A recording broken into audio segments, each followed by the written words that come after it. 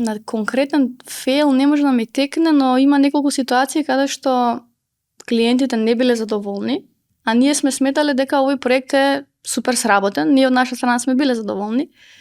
Меѓутоа, клиентот наеднаш доаѓа со барање, сакам се да откажам, ова не е тоа што го барав, дизајните не се тоа како што јас ги замислив.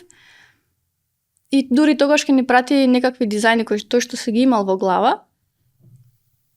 А кога ќе ги видиме тие дизајни од дизајнерски аспект, тоа можеби не изгледа толку квалитетно, меѓутоа клиентот тоа го имал на ум.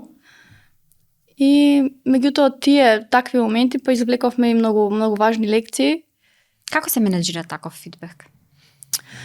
Се обидуваш да дојдеш до решение преку разговор, тука најчесто целата комуникација на Fiverr најчесто оди преку четот, односно преку пишана комуникација.